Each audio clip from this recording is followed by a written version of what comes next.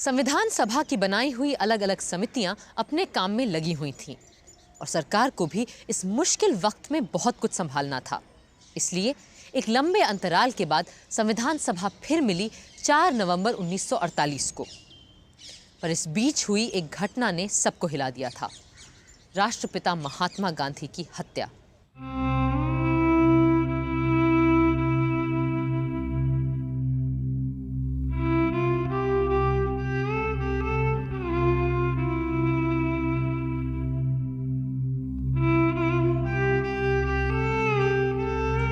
जाहिर है संविधान सभा में सबसे पहले बापू को श्रद्धांजलि दी गई और मौन रखा गया।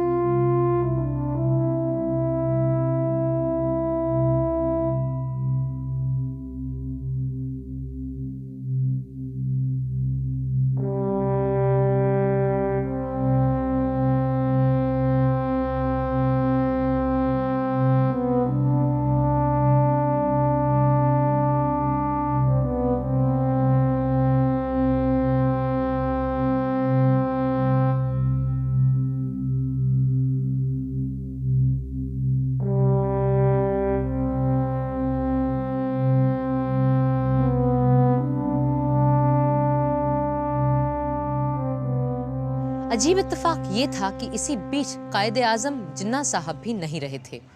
सो गांधी जी के तुरंत बाद उन्हें भी श्रद्धांजलि दी गई और मौन रखा गया।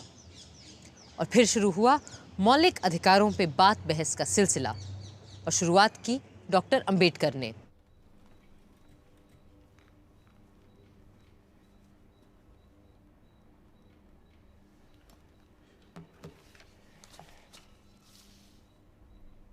The most criticized part of the draft constitution is that which relates to the fundamental rights. It is being said that the fundamental rights are not fundamental unless they are also absolute rights. In the first place, this criticism seeks to distinguish fundamental rights from non-fundamental rights, which is not sound. The real distinction between the two is that non-fundamental rights are created by agreement between parties, while fundamental rights are a gift of the law. Only because fundamental rights are the gift of the state, it does not follow that the state cannot qualify those laws. पर बहुत से लोगों का मानना था कि नागरिकों को बुनियादी हक देने में बड़ी कंजूसी की गई है। Dr. Ambedkar is a learned professor. And I think the draft constitution is mainly his handicraft. I want to ask him why the fundamental rights, if indeed they are fundamental. Why are they being qualified by putting so many provisos? Either state the fundamental rights clearly, frankly, or omit the whole chapter from the constitution and let the future governments frame the fundamental rights according to the needs of the time.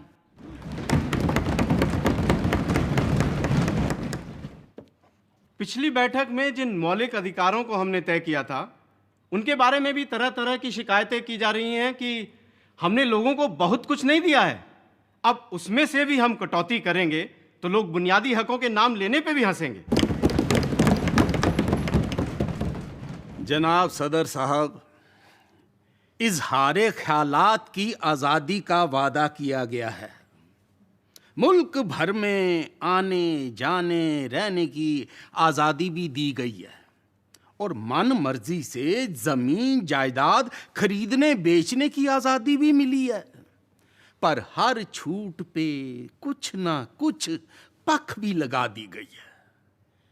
कहीं इस बात की रोक है तो कहीं उस बात की टोक। इस सारी रोक टोक की वजह से इस शानदार आइन की शान पे बट्टा लग गया। सदर साहब, पहला हक जो हर बाशिंदे की मांग है वो है उसकी जान की हिफाजत का हक और उसकी आज़ादी का तहफ़्फ़ुज़। इंसान की अगली बुनियादी जरूरत है पढ़ाई लिखाई, जिसका हमारे इस बुनियादी हुकूक में कोई जिक्र ही नहीं है। इसलिए मेरी तजवीज़ है कि बच्चों के पढ़ने पढ़ाने को हम स्टेट की जिम्मेदारी माने और एलिमेंट्री एजुकेशन को हर शहरी के बुनियादी हुकूक में बाकायदा शामिल करें। उस वक्त तो लारी साहब की बात नहीं मानी गई और शिक्षा को मूल अधिकारों की जगह निदेशक तत्वों के तहत रखा गया। पर अब 6 दशकों के बाद शिक्षा हर भारतीय बच्चे का अधिकार है। लारी साहब जहां भी होंगे आज बहुत खुश होंगे। बुनियादी हकों पे बात जारी रखी यूपी के छोटे से कस्बे संडीला से आई बेगम साहिबा एजाज रसूल ने, जो बड़ी सुलझी हुई और ज़हीन औरत थीं। जनाब सदर साहब, ये निहायत ज़रूरी है कि कम से कम कुछ सिविल आज़ादियाँ हर शहरी को ऐसी मिलें जिन्हें छीनना किसी लेजिस्लेटर के लिए भी नामुमकिन हो। इसीलिए हमारे आइन को चाहिए कि वो इन आज़ादियों को हर सूरत महफूज रखे। मेरे तई ये निहायत ज़रूरी है कि कोई ऐसी कमेटी या एजेंसी बनाई जाए जो इस बात पर नज़र रखे कि जो फंडामेंटल राइट्स हमने दिए हैं और जो डायरेक्टिव प्रिंसिपल्स हमने तय किए हैं, उन मंसूबों को सारे सूबों में लागू किया जा रहा है या नहीं। बहुतों ने मूल अधिकारों की तारीफ की तो बहुतों ने उन पर सवाल भी उठाए। शायद यही तो लोकतंत्र का मर्म है।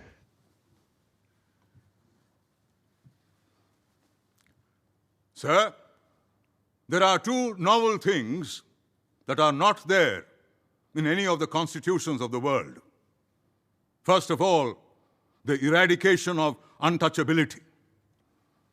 As a member of the so-called Harijan community, I welcome it. The second feature is the abolition of forced labor, begar. If there is any labor required for common purposes in the village, this most unfortunate fellow, the Harijan, is always caught hold of to do all menial and inferior service.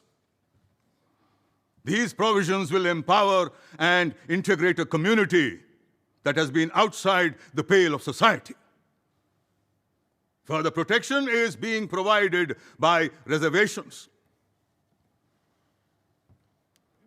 There are certain sections of people who say that no reservation is required, but all those who have seen the unfortunate plight of my community feel that reservation must be there, as already accepted by the Minorities Committee and also approved by this august assembly. Sir. Shri Mahavir त्यागी हर मसले पर बहुत अलग विचार रखते थे, यहाँ तक कि मूल अधिकारों में माइनॉरिटीज के स्पेशल राइट्स और रिजर्वेशन पर भी। शेड्यूल कास्ट को माइनॉरिटी कहना और मानना बिल्कुल गलत है। वो माइनॉरिटी है ही नहीं, सिर्फ इसलिए कि मर्दमशुमारी में चंद गरीब तबकों की जातियों को एक साथ गिन लिया गया, वो शेड्यूल माइनॉरिटी बनने की बात करने लगे हैं। यह माइनॉरिटी सिर्फ कागजी माइनॉरिटी है और इसे बढ़ावा वो कुछ खानदान दे रहे हैं जो शेड्यूल माइनॉरिटी के नाम पर संसद और असेंबली में अपने लिए सीटें रिजर्व करवाना चाहते हैं। जो सचमुच के माइनॉरिटी थे वो सब सरहद पार करके वहां उस नए मुल्क में जा बसे हैं। सर, अब ना कोई माइनॉरिटी रह गई है और ना अब किसी माइनॉरिटी के लिए कोई रिजर्वेशन रहना चाहिए। और सर, इसीलिए मैं आज हर शेड्यूल कास्ट वाले से, सिखों से, मुसलमानों से, दूसरी माइनॉरिटी वालों से, यहां तक कि हिंदुओं से यह अपील करना चाहता हूं कि अब वो किसी किस्म का कोई रिजर्वेशन ना मांगे। हम एक सेक्युलर स्टेट हैं और इसलिए हमें किसी मजहबी ग्रुप को या किसी जाति को कोई अलग हक देने का अधिकार नहीं बनता। हम किसी को भी दूसरों से अलग नहीं तोल सकते। हमारे लिए सब बराबर हैं।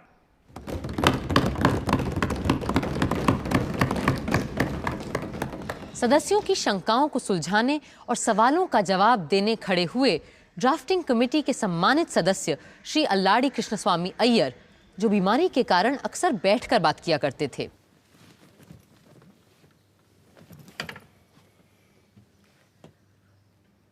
The great problem in providing for and guaranteeing fundamental rights in any constitution is where to draw the line between personal liberty and social control. True liberty can flourish only in a well-ordered state, and when the foundations of the state are not imperiled. The problem of minorities has been solved by common agreement in a manner satisfactory to the various parties concerned, and the draft constitution merely seeks to give effect to the agreement reached. ज्यादातर लोगों ने इजहार ख्याल की आज़ादी के सिलसिले में सिर्फ राजनीतिक विचारों को सामने रखने के बारे में ध्यान दिया, एक्सप्रेशन या अभिव्यक्ति के दूसरे आयामों पर नहीं। उपाध्यक्ष महोदय, क्लॉज 13 को अगर रास्ते पे चलने वाला आदमी भी पढ़े तो समझेगा कि देश के अंदर स्वराज आ गया है और हर इंसान को इसमें फ्रीडम मिल गई है। मगर आगे चलकर सब क्लॉज 2, 3, 4, 5 और 6 को वो पढ़े तो वो समझ लेगा कि देश के अंदर अभी स्वराज नहीं आया है। इस हाउस के बहुत सारे सदस्य जानते हैं कि सन 1941 में फ्रीडम ऑफ स्पीच और एक्सप्रेशन के लिए महात्मा गांधी जी के नेतृत्व में हम लोगों ने व्यक्तिगत सत्याग्रह किया था और इस देश के हजारों नहीं लाखों लोगों को जेल के अंदर सड़ना पड़ा था। उस समय हम ये सोच रहे थे कि जब हमारा राज आएगा तो इस देश के हर नागरिक को फ्रीडम ऑफ स्पीच और एक्सप्रेशन मिलेगी। मैं आपको बताना चाहता हूं कि प्रांतीय सरकारों ने अभी बहुत से कानून बनाए हैं कि लोग आपस में बातचीत नहीं कर सकते और 5 या 7 आदमी इकट्ठा नहीं हो सकते, और जैसा ये क्लॉज इस समय है उसी तरह से अगर पास हो गया तो सब समाप्त हो जाएगा। वहीं सेठ दामोदर स्वरूप ने प्रेस की आजादी की बात भी उठाई। सर, यह आर्टिकल जिस तरह यहां आया है उसे बड़ी गड़बड़ तरह से लिखा गया है। एक बात जिसका यहां कोई जिक्र ही नहीं है वो है प्रेस की आजादी। मेरे ख्याल से महोदय यह तर्क दिया जाएगा कि प्रेस की आजादी भी क्लॉज ए में ही निहित है, जिसमें बोलने और अभिव्यक्ति की आजादी की बात कही गई है। पर महोदय, मेरा कहना है कि आज का युग अखबार का युग है। प्रेस प्रतिदिन शक्तिशाली होता जा रहा है, इसलिए यह आवश्यक है कि हम प्रेस की आजादी की बात अपने संविधान में साफ साफ और अलग से लिखें। सिर्फ प्रेस ही नहीं, आज टीवी और इंटरनेट में भी इजहार ख्याल की आज़ादी पर सवाल उठते रहते हैं। संविधान बनाते समय ही कॉन्स्टिट्यूशन को बनाने की लंबी प्रक्रिया के बारे में शंकर्स वीकली में छपे एक कार्टून को लेकर अभी हाल ही में कुछ लोगों ने अभिव्यक्ति की आज़ादी पर प्रश्न चिन्ह लगा दिए। हालांकि तभी प्रोफेसर के.टी. शाह जैसे विद्वान ने किसी भी माध्यम में अभिव्यक्ति की आज़ादी को सुरक्षित रखने की तरफ सबका ध्यान आकर्षित किया था। I beg to move that citizens shall have right to freedom of speech and expression, of thought and worship, of press and publication. Sir, मुझे नहीं पता कि बोलने की स्वतंत्रता को अभिव्यक्ति की स्वतंत्रता से अलग क्यों रखा गया है।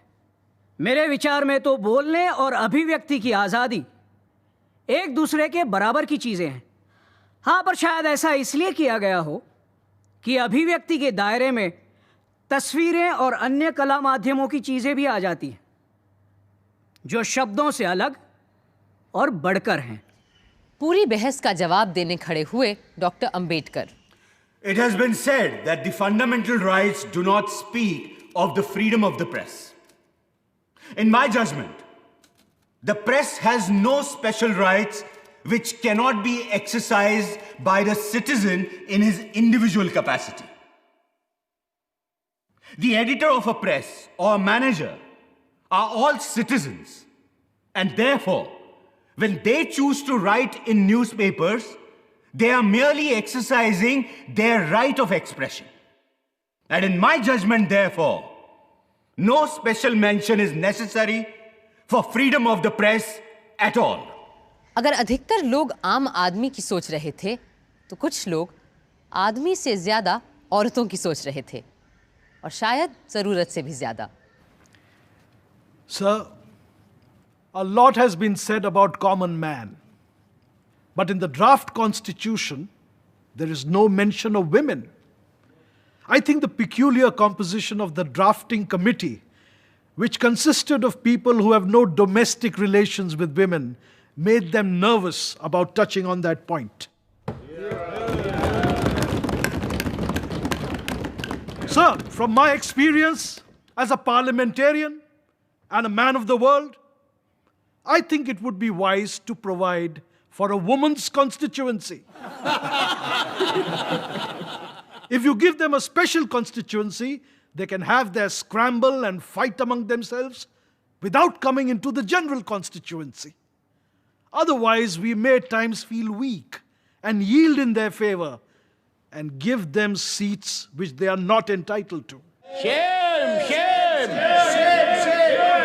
चौधरी साहब को लगा था कि औरतें उनका मजाक चुपचाप सह लेंगी, पर शायद उन्होंने नए भारत की नई महिला को ठीक से समझा नहीं था। Sir, the last speaker, Shri Rohini Kumar Chaudhary, the erstwhile champion and defender of women, who is against removing their social disabilities, spoke about special electorates for women. And in spite of the chivalry of the previous speaker, Indian women will not tolerate any such reservation in the Constitution.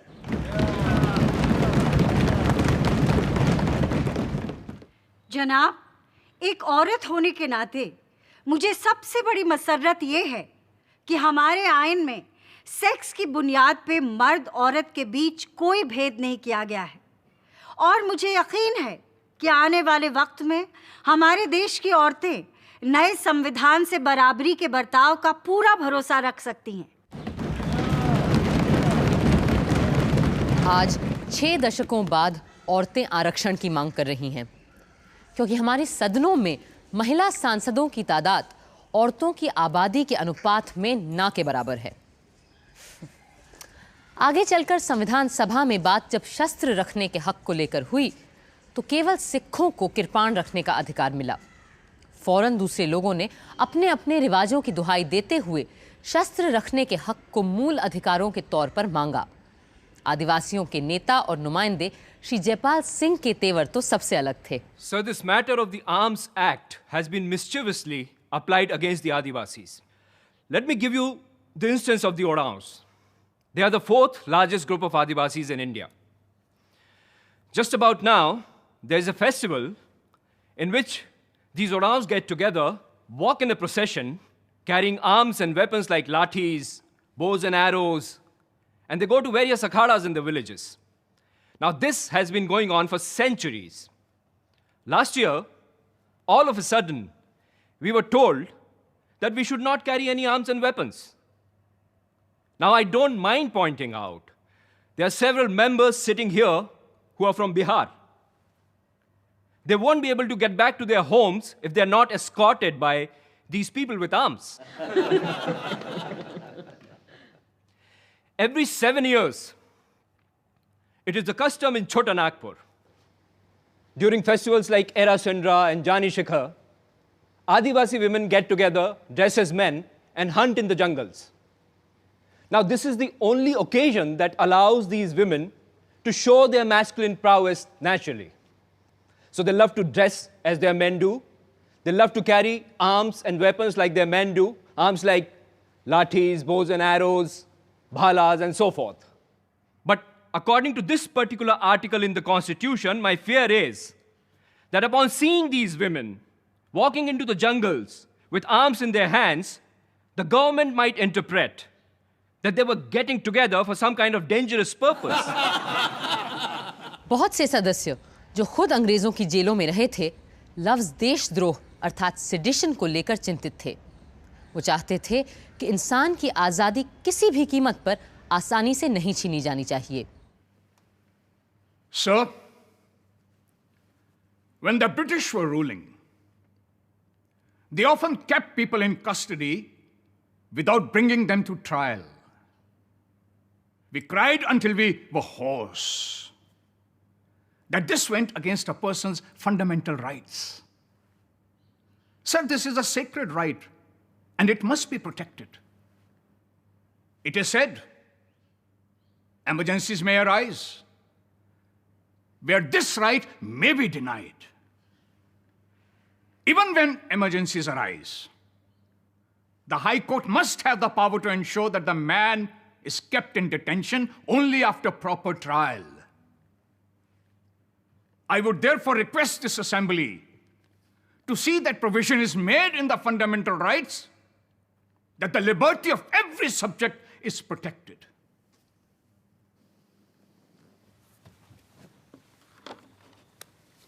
महोदय, हमारे यहाँ जो फौजदारी कानून है, उस कानून में दफा 124A कब लगाई गई थी, उसका मैं यहाँ के माननीय सदस्यों को स्मरण दिलाना चाहता हूँ।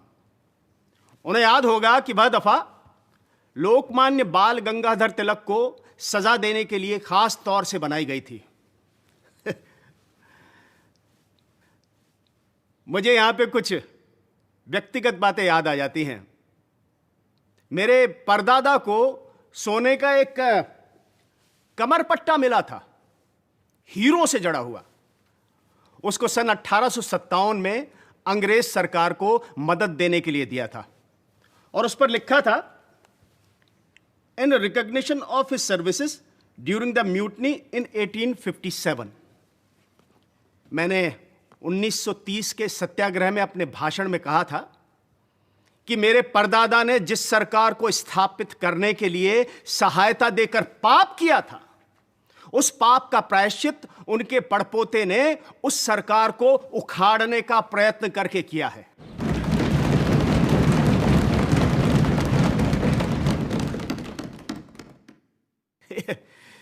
इस पर मेरे ऊपर 124A में मुकदमा चलाया गया और 2 वर्ष के लिए मुझे कड़ी सजा दी गई। कहने का मतलब यह है कि इस सभा के अनेक ऐसे सदस्य हैं जिनको इस 124A धारा के अनुसार सेडिशन में न जाने कितनी बड़ी बड़ी सजाएं दी गई थी। बड़ी खुशी की बात है कि हमको जब freedom of speech and expression इस उपधारा में दी जा रही है और अब इसमें से सेडिशन शब्द को भी उखाड़ फेंक दिया जाएगा। अफसोस है कि राजद्रोह या सेडिशन की धारा बरकरार रही और आज तक लागू है और इस्तेमाल भी की जाती है। उधर एडवाइजरी कमेटी में 2 दिन, सब कमेटी में 11 और संविधान सभा में पूरे 25 दिन के बहस मुबाहिसे गिले शिकवे के बीच हमारे मूल अधिकार तय हो ही गए और हर नागरिक को मिला समता, स्वातंत्र्य, संस्कृति, शिक्षा, जायदाद, शोषण से मुक्ति और संवैधानिक उपचार का अधिकार। बुनियादी हकों के अलावा एक अनोखी चीज शामिल हुई हमारे संविधान में, राजनीति के निदेशक तत्व, the directive principles of state policy. And then we should have food, health, education for all, if possible. Idea तो बहुत अच्छा है राव साहब, लेकिन how can we guarantee all this in the constitution, और वो भी इतनी बड़ी आबादी के लिए? Well, I was referring to an ideal situation in an ideal state. But in his Arthashastra, Kautilya has written that the king shall provide for orphans, the infirm, afflicted, helpless, the sick and the dying, with maintenance, and helpless expectant mothers and the children she will give birth to. हो सकता है हमारे बिहार में चाणक्य के ज़माने में ये सब पॉसिबल रहा हो, लेकिन अच्छा, suppose we can not provide what we promised, then what? उसके लिए क्या सजा तजवीज़ करेंगे आप? Well, the question of punishment will only arise when we make these ideas into fundamental rights, which a court of law can decide on. But at least by incorporating these into directive principles, we can set ourselves up a dream destination which one day we will want to arrive at. And therefore it is my belief that future governments will find directive principles of state policy necessary. The idea is excellent.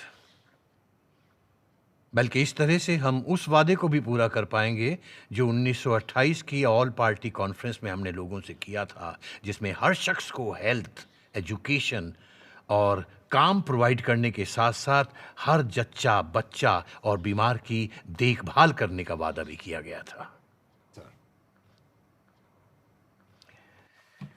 लेकिन राव साहब, अपनी sub committee के मेंबरान को ये सारी बात समझाने के लिए you will have to prepare a note like you always do. Absolutely sir, I will. और यूं तय होने शुरू हुए राज्य नीति के निदेशक तत्व, the directive principles of state policy, यानी वो अधिकार जो भले न्यायालय के द्वारा लागू नहीं करवाए जा सकते, पर जो देश के शासन में मूलभूत हैं और जिनको लागू करवाना राज्य का कर्तव्य होना चाहिए। The principles set forth here are intended for the general guidance of the legislatures and the government of India. The application of these shall be the care of the state and shall not be cognizable by any court of law. The Union and all its units thereof shall direct its policies towards securing that all citizens, men and women, shall have adequate means of livelihood, equal pay for equal work, that all workers, children, and women shall not be abused and exploited because of economic necessity, that the ownership and control of material resources of the community are so distributed as best to subserve the common good. और हर मजदूर को, वो चाहे कारखाने में काम करता हो या खेत खलिहान में, इतना रोजगार तो मिलना ही चाहिए कि वो अपना जीवन यापन कर सके और ढंग की जिंदगी जी सके, जहां उसे समाज और संस्कृति से जुड़ने की फुर्सत भी मिले। और ये कि विवाह सिर्फ औरत और मर्द दोनों की हामी से ही हो और वैवाहिक जीवन में दोनों की बराबरी की मर्जी चले और दोनों के समान अधिकार हों। ये शायद संभव न हो पाए क्योंकि हमारा समाज अभी इतना विकसित नहीं है कि the directive principles of state policy एक कुतुबनुमा की तरह हमें बताते रहते हैं कि देश और समाज को आदर्श रूप से किस दिशा में जाना चाहिए। इन दिशा निर्देशों पर भी बहुत सोचा संविधान सभा के सदस्यों ने। The state shall make no discrimination against any citizen on grounds of religion, race, caste, and language. And what about sex? What sex? Gender. I want the word sex also to be included here. असमानता हटाने की बात करते वक्त आप लोग औरत और मर्द के बीच की असमानता हटाने की बात करना क्यों भूल जाते हैं? Then we can say that no discrimination shall be made on grounds of religion, race, caste, language, and sex. But discrimination for women means discrimination against men, isn't it? But how? Suppose you have a park solely for women, which is paid for by public funds, then it will be considered illegal if you say no discrimination shall be made on ground of sex. Yes. For example, we cannot make a tank only for Muslims. It will be illegal because it discriminates on grounds of religion.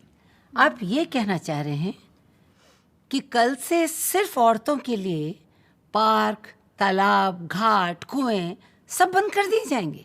If we have to provide for women some separate institutions, then the use of the word sex in this clause would make it difficult. तो फिर हटा दीजिए इसे। पर कम से कम हम औरतों के लिए अलग संस्थाएं, घूमने फिरने, उठने बैठने की जगहें तो रहने दीजिए। जायदाद और अपनी मर्जी से शादी के मसले में तो आप पहले से ही हमारे हक छीन चुके हैं। और तो और विवाह में मर्द और औरत दोनों की सहमति जरूरी हो, मेरी इस तजवीज़ को भी आप लोगों ने ताक पर रख दिया है। You have removed my clause on the right to marriage by mutual consent. आखिर औरतों को चाहिए क्या? अगर आप लोगों को मर्दों से बराबरी चाहिए तो वो तो अब सब बराबर हैं ही।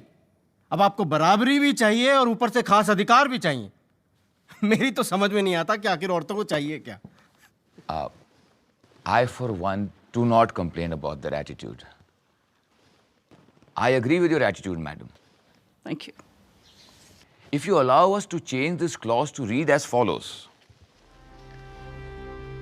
The state shall make no discrimination on grounds of religion, race, caste, and language, provided that nothing contained in this clause shall prevent separate provisions being made for women and children.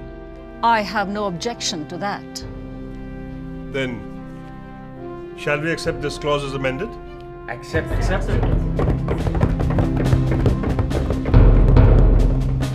Doctor Ambedkar ने सभा में संविधान का मसौदा पेश करते हुए राजनीति के निदेशक तत्वों के बारे में लोगों को बताया।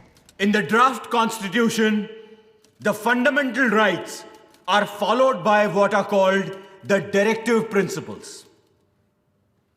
It is a novel feature in a constitution framed for parliamentary democracy. Directive principles are like instruments of instructions. The inclusion of such instructions in such a constitution becomes justifiable for another reason. The draft constitution is not a contrivance to install any particular party in power, as has been done in some countries. Who should be in power is left to be determined by the people. But the group that captures power will have to respect the directive principles. They cannot ignore them. Their breach may not be answerable in a court of law, but will certainly be answerable to the electorate at election time. Sir, as the Honorable Law Minister himself candidly admitted, the directive principles of state policy cannot be enforced in a court of law. They are pious and superfluous. If no legal remedy is provided, sir, it would be absolutely wrong to insert the so-called rights in the statute. I submit, if these principles of purely directive character be at all introduced in a statute, then I think there are other principles also which should equally be introduced. Say, for instance, don't ill-treat your neighbor. Don't tell a lie. There are 10 commandments in the Bible. Then there are other commandments in various other religions. And from practical life, they should also be introduced on the same principles.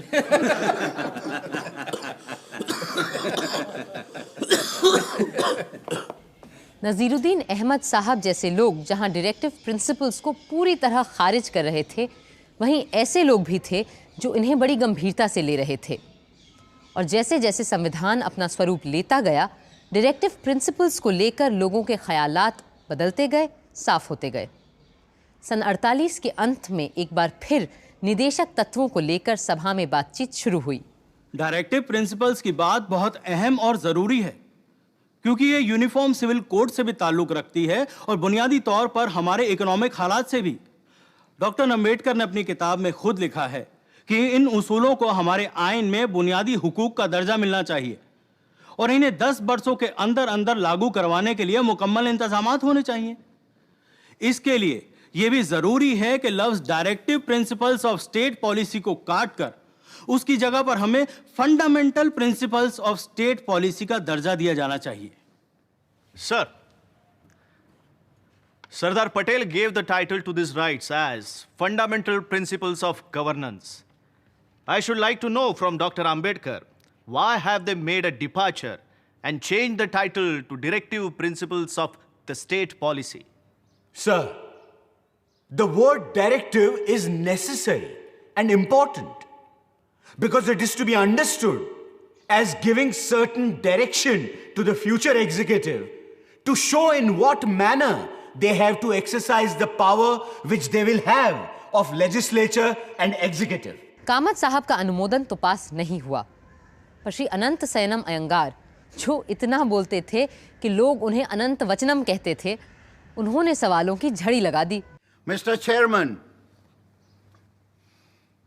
sir, it is said that the state should, within a period of 10 years, introduce free compulsory education. Let us assume that the state does not do so then. Can any court of law enforce it? Against whom? In case a decree is granted by court of law, who will carry it out? If the government does not carry it out, can the High Court or Supreme Court enforce it? Is it open to the Supreme Court to change such a government? With its authority, can it imprison all the ministers and bring in a new set of ministers?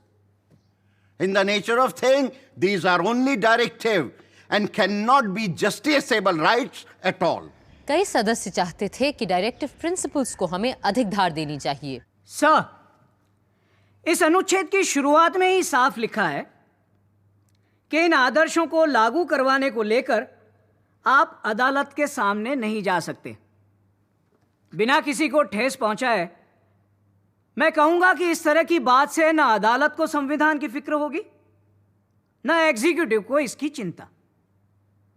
और जब इन्हें सहूलियत हुई तो वो इन बातों को लागू करेंगे, वरना भूल जाएंगे। It looks to me like a cheque on a bank, payable when able. That is only if the resources at the bank permit.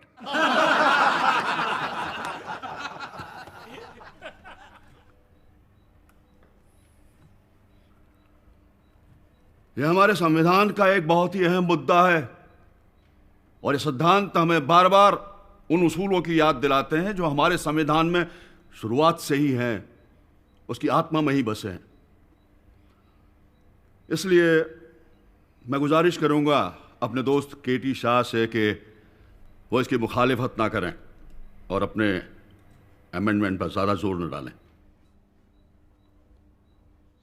कुछ लोग इन डायरेक्टिव प्रिंसिपल्स को एक खास राजनीतिक रंग देना चाहते थे। सर, यह जग जाहिर है कि हमारा जो समाज है उसे एक पूंजीवादी समाज ही कहा जाएगा और इस समाज में शोषण करने वाले और शोषण सहने वाले दोनों एक साथ रहा करते हैं। इसमें शोषण करने वाले स्पष्ट है कि शोषित वर्ग को दबाकर ही रखते हैं। इस किस्म के समाज में असली जनता की भलाई न हो पाएगी न कायम रहेगी। उनकी भलाई तभी संभव हो पाएगी जब शोषण करने वाले वर्ग को ही समाप्त कर दिया जाए, और यह तभी मुमकिन होगा जब हम स्थापना कर सकें एक समाजवादी गणराज्य की। कईयों को यह सूरत बिल्कुल मंजूर नहीं थी। सर, क्या इन प्रिंसिपल्स का मकसद यह है कि इस मुल्क की सियासी पार्टियों को किसी खास तरह के उसूलों और सियासी प्रोग्राम तक महदूद रखा जाए? इसे जमहूरियत नहीं कह सकते, खास तौर से वो जमहूरियत जिसका हमारे यहां तस्वुर किया गया है, यानी पार्लियामेंट्री डेमोक्रेसी, जिसमें आवाम की तरफ जवाबदेही होती है। यह कॉन्स्टिट्यूशन महज एक फरमा है जिसे जो भी पार्टी सरकार की जिम्मेदारी संभाले इस्तेमाल कर सकती है ताकि वो अपने प्रोग्राम, ख्यालात और उसूलों के मुताबिक उसे ढाल सके। शराब और नशेबंदी को लेकर बड़ी स्पिरिटेड नोकझोंक हुई सदन में, क्योंकि वहां दोनों किस्म के लोग मौजूद थे, पीने वाले और शराब से नफरत करने वाले। ऐसे में लोगों का थोड़ा बहुत बहक जाना तो लाजमी था। मुझे हैरत है कि जिस तरह से हमने अपना आइन लिखा है, इसमें नशाबंदी, दारूबंदी और शराब बेचने बनाने के बारे में कुछ कहा ही नहीं गया है। एक नया आर्टिकल हमें डालना चाहिए जिसमें यह साफ लिखा होना चाहिए कि स्टेट ये देखेगा कि शराब और दूसरी नशे की चीजों को बनाने, बेचने, लाने, ले जाने और पीने पर पूरी तरह से रोक लग सके। जनाब, मुझे उर्दू का एक शेर याद आता है, अगर इजाजत हो तो आप सबके सामने पेश करना चाहूंगा। इरशाद फरमाएं।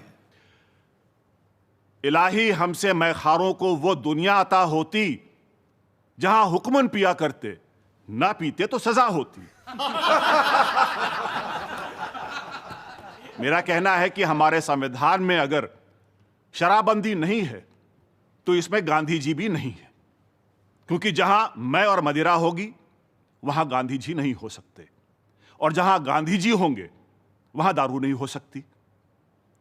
और मुझे इस अमेंडमेंट से नहीं बल्कि उस जगह से एतराज है जहां संविधान में मेरे काबिल दोस्त इसे लाना चाहते हैं।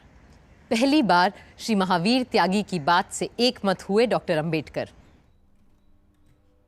If it is this matter of prohibition, then it has been agreed between myself and Mr. Tyagi that he will move an amendment, and I propose to accept his amendment.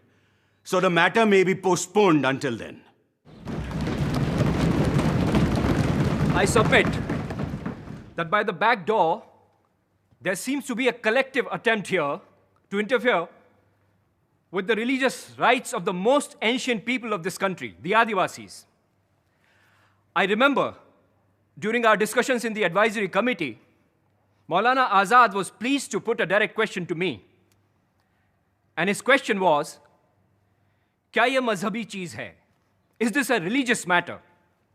Now, sir, as far as the Adivasis are concerned, there's absolutely no religious ceremony, no religious festival that can be performed or celebrated without the use of rice beer. So pardon my saying so, but this amendment seems to be a vicious one. It seeks to interfere with my religious rights. So whether you put it in the Constitution or not, I am not prepared to give up my religious privileges.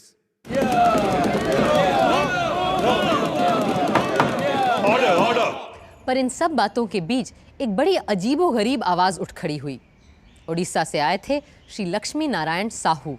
माननीय उप प्रधान जी, पहले श्री जयपाल सिंह जी ने जो फरमाया है कि आदिवासियों में ये ड्रिंक बहुत चलती है, तो वो तो ठीक है, लेकिन सबसे पहले मैं एक बात कहना चाहूँगा कि आदिवासी जो ड्रिंक करते हैं वो दूसरे तरीके की होती है। वो तो हम लोगों के उड़ीसा में एक वृक्ष है जिसका नाम सलब है, उसका ड्रिंक थोड़ा सा धीमा करता है लेकिन उनको पागल नहीं बनाता। अब जिस दिन से इस हिंदुस्तान में, जैसा माननीय केशव चंद्र सेन ने कहा है, the two great gifts of Britishers to India are on the one hand the Bible and in the other hand the bottle. Shri Jaipal Singh जैसे लोग जो रिलीजियस फ्रीडम की बात करते हैं वो ऐसा मत कहें। हमारे देश में सती की रिलीजियस फ्रीडम थी, वो आज कहाँ चली गई? हमारे आदिवासियों में ह्यूमन सेक्रीफाइस जायज़ थी, लेकिन आज वो बुरी प्रथा मिट गई। आज गवर्नमेंट हमें ह्यूमन सेक्रीफाइस नहीं करने देती, और जो आदमी स्कूल में पढ़ने जाए उसे दारू नहीं पीनी चाहिए, क्योंकि पढ़ना और दारू पीना दोनों अलग अलग करना चाहिए। जो आदमी पढ़ता है वो दारू नहीं पीता। डॉक्टर अंबेडकर को ही पीने वालों और न पीने वालों में बीच बचाव करना पड़ा।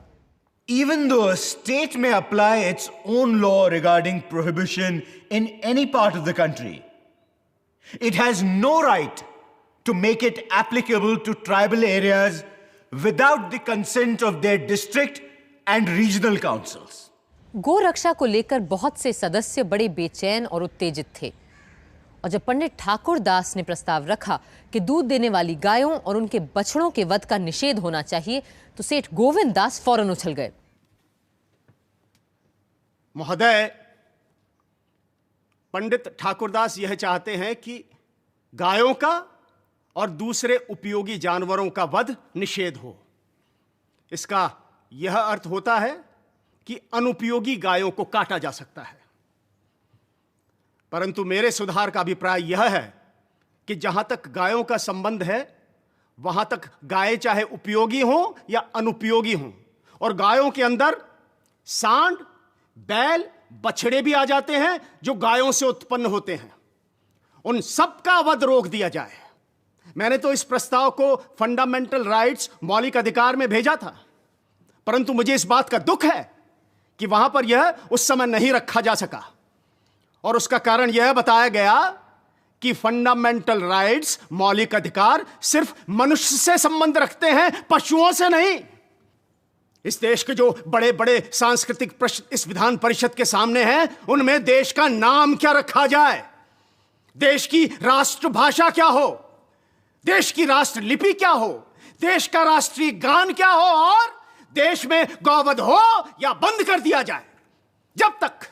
जब तक इन प्रश्नों का निपटारा हमारी विधान परिषद इस देश की जनता की राय के अनुसार नहीं करेगी, तब तक इस देश की जनता स्वराज का कोई अर्थ नहीं समझ सकती। महोदय, वसुधैव कुटुंबकम, वसुधैव कुटुंबकम के हमारे देश में समस्त संसार को एक समझा जाता था, और इस एकता के जीवन का प्रतीक गौ है। क्या हम इसका निर्वाह नहीं करेंगे?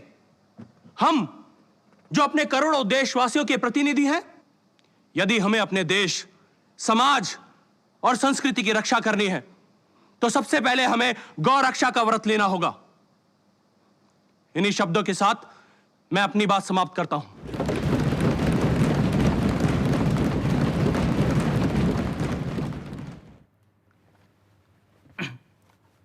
महोदय, कुछ लोग मेरे पास आए और बोले आप गायों को बचाना चाहते हैं और चाहते हैं कि गौ रक्षा को संविधान के मौलिक अधिकारों में शामिल किया जाए। तो ये मौलिक अधिकार इंसानों का अधिकार होगा या गायों का संवैधानिक अधिकार माना जाएगा?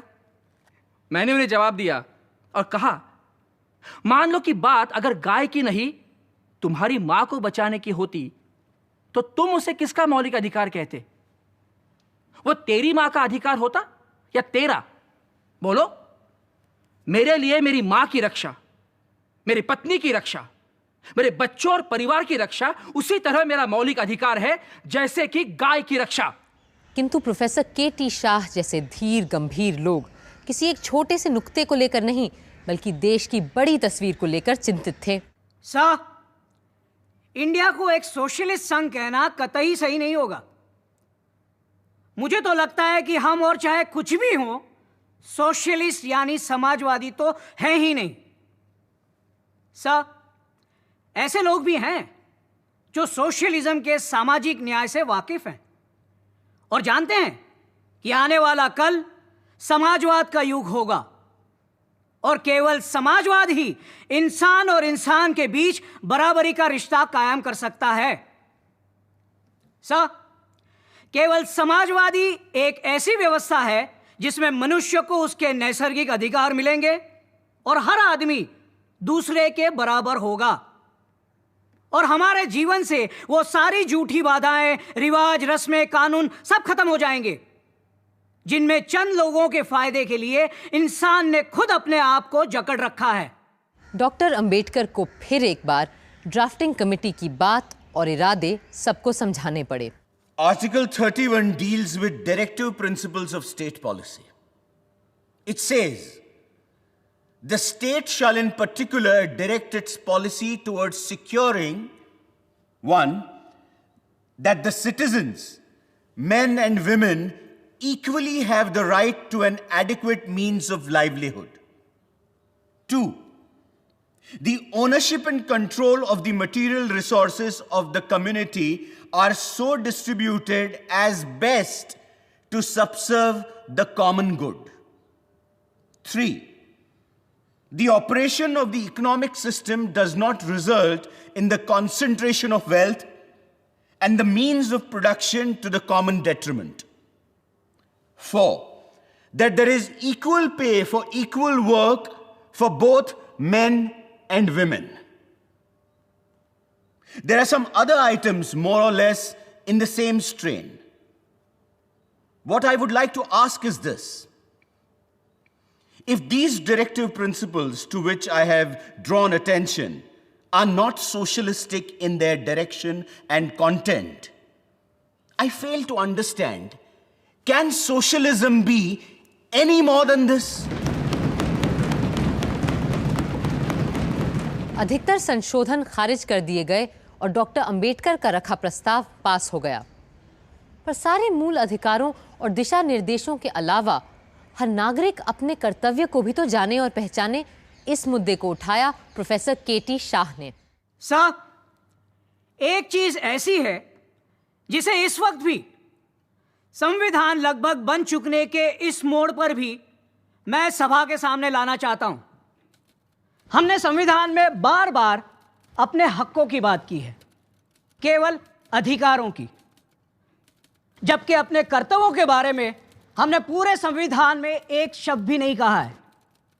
मैं इस सभा के सामने साफ कहना चाहूंगा कि एक विचारशील व्यक्ति, समाज, सदन के नाते अपने केवल अधिकारों की बात करते रहना और एक नागरिक के नाते समाज, संघ और देश के नाते अपने कर्तव्यों को भूल जाना सही नहीं है। मैं तो कम से कम यही कहूंगा कि एक नागरिक के प्रति राज्य के कर्तव्य जितने जरूरी हैं उससे कम जरूरी नहीं है राज्य के प्रति नागरिक के कर्तव्य। हमें उनको भी अपने संविधान में फौरन शामिल करना चाहिए। पर नागरिक के कर्तव्यों को हमारे संविधान का हिस्सा बनने में थोड़ा वक्त लगा और संविधान बनने के पूरे 25 साल बाद जब श्रीमती इंदिरा गांधी ने संविधान में बहुत से बदलाव किए, उसी वक्त हमारे मूल कर्तव्यों को भी संविधान में शामिल कर लिया गया। क्या आप जानते हैं हमारे मूल कर्तव्य क्या क्या हैं? चलिए मैं आपको उनका सार बताती हूं। 1. संविधान का पालन, उसके आदर्शों और चिन्हों का आदर। 2. राष्ट्रीय आंदोलन के आदर्शों का पालन। 3. राष्ट्र की प्रभुता, अखंडता, एकता की रक्षा। 4. देश की रक्षा और सेवा। 5. धर्म, भाषा, प्रदेश, वर्ग से परे सभी की समरसता और समानता की भावना का निर्माण। 6. हमारी गौरवशाली संस्कृति का सम्मान और रक्षण। 7. प्रकृति पर्यावरण का रक्षण और संवर्धन। 8. वैज्ञानिक दृष्टिकोण और मानववाद का विकास। 9. हिंसा का त्याग और सार्वजनिक संपत्ति की सुरक्षा। 10. व्यक्तिगत और सामूहिक रूप से उत्कर्ष की ओर गमन। 11. माता पिता संरक्षक के रूप में बच्चों के लिए शिक्षा विकास की जिम्मेदारी। गाड़ी चाहे कितनी भी उम्दा क्यों ना हो, उसे चलाने वाला ड्राइवर ही सफर को अच्छा, बुरा, महफूज या खतरनाक बना देता है। इसी तरह कोई भी संविधान उतना ही अच्छा या बुरा हो सकता है जितना उसको पालन करने वाले बनाएं। अब हमें अपने संविधान को कैसे बरतना है, इसका फैसला भी आपको और हमको ही करना होगा।